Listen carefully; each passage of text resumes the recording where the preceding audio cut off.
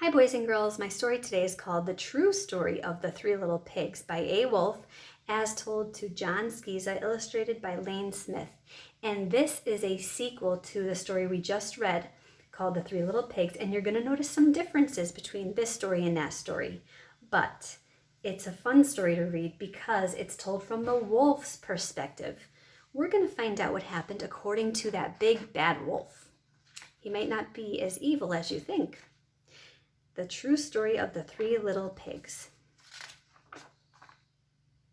Everybody knows the story of the Three Little Pigs, or at least they think they do. But I'll let you in on a little secret. Nobody knows the real story because nobody has ever heard my side of the story. I'm the wolf, Alexander T. Wolfe. You can call me Al. I don't know how this whole big bad wolf thing got started, but it's all wrong. Maybe it's because of our diet. Hey, it's not my fault wolves eat cute little animals like bunnies and sheep and pigs. That's just the way we are. If cheeseburgers were cute, folks would probably think you were big and bad too. But like I was saying, the whole big bad wolf thing is all wrong. The real story is about a sneeze and a cup of sugar. This is the real story. Way back in Once Upon a Time, I was making a birthday cake for my dear old granny. I had a terrible sneezing cold. I ran out of sugar. So I walked down the street to ask my neighbor for a cup of sugar. Now this neighbor was a pig, and he wasn't too bright either.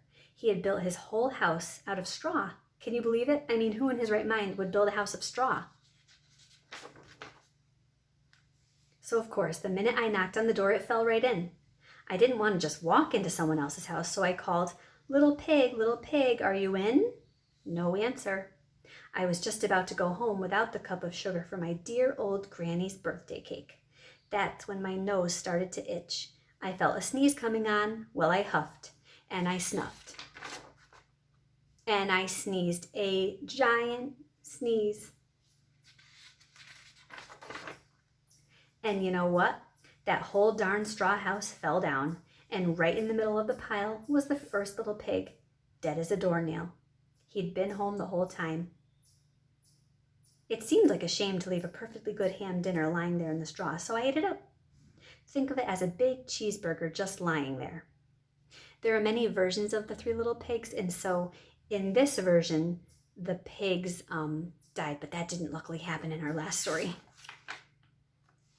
I was feeling a little better, but I still didn't have my cup of sugar, so I went to the next neighbor's house. This neighbor was the first little pig's brother. He was a little smarter, but not much. He had built his house of sticks. I rang the doorbell on the stick house. Nobody answered. I called, Mr. Pig, are you in?" He yelled back, "Go away, wolf, you can't come in. I'm shaving the hairs on my chinny chin chin."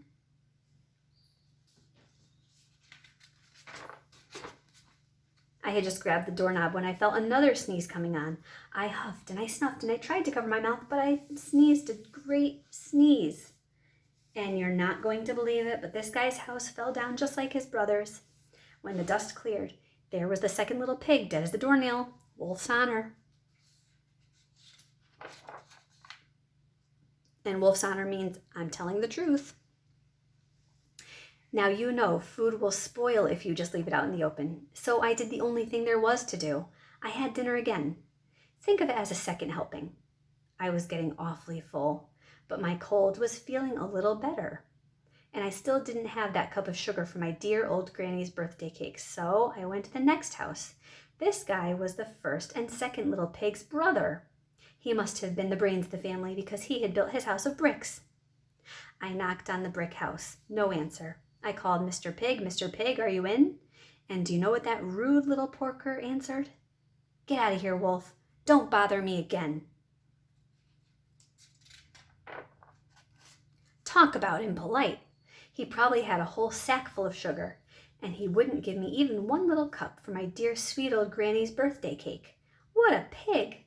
I was just about to go home and maybe make a nice birthday card instead of a cake when I felt my cold coming on. I huffed and I snuffed and I sneezed once again. Then the third little pig yelled, "And your old granny can sit on a pin." Now, I'm usually a pretty calm fellow, but when somebody talks about my granny like that, I go a little crazy. When the cops drove up, of course, I was trying to break down this pig's door, and the whole time I was huffing and puffing and sneezing and making a real scene. The rest, as they say, is history. And this is a picture of the newspaper. The newspaper is called The Daily Pig, Big Bad Wolf. So he's showing that the wolf got accused of being big and bad. But in this story, the wolf is trying to show us that the pigs are the naughty ones, aren't we? The news reporters found out about the 2 pigs I had for dinner.